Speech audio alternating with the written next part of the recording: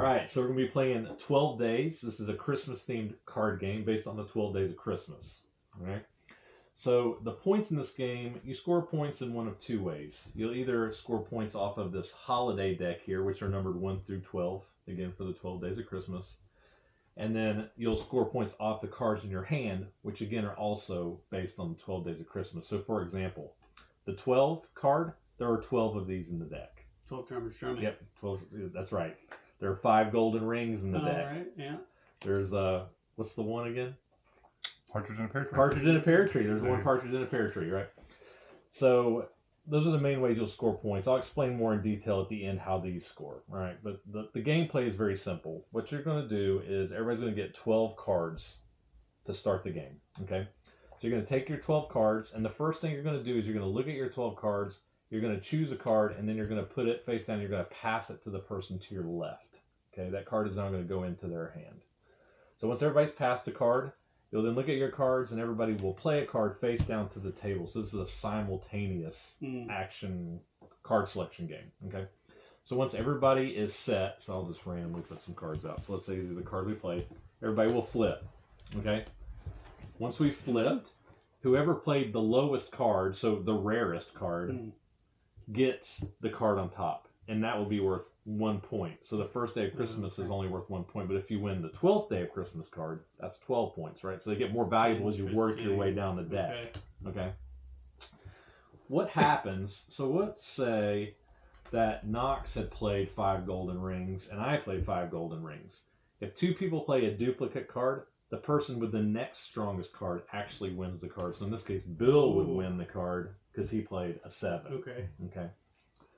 So that's basically how the game works. So you'll do that. You'll take the point card. These all get discarded. Everybody will get 1 new card from the deck to replace their card that they played, and then we'll repeat. Pass to the left, choose a card, play, etc., etc. Now, there's a couple more things to think about, though. So remember I mentioned you can score points from your deck. At the end of the game, we will evaluate every number, and whoever is holding the most cards of that number will score that amount of points at the end of the game. So let's say we're evaluating the 10s and I have the most 10s. I have 3 and everybody else has 2 or fewer. I get 10 points added to my score. Then we'll do 9s, 8s, 7s, all the way down to 1, which probably won't be because somebody will have played it. But you do that for each number of card. Okay? So obviously if you have the most 12s, you get 12 points. It's the best you could do out of your hand. But you could have been using those to score points, right? Theoretically, they're weak catchers, but they gum up your hand. Oh, that's right, because it's inverse. Okay. Right, they You gum need up your low hand. cards to win. So you're trying to have to decide how many of these do I want to try to hold in my hand to try to get that majority, while still having to consider what I'm going to pass and what I'm going to play and all that. Okay. Now there's one other kind of card in here. Let's see if I can find it real quick. I should have pulled it out ahead of time. Do we always pass the same direction? Always passing left, yep.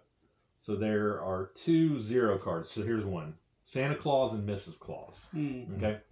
They're zeros, so they're the strongest cards in the deck.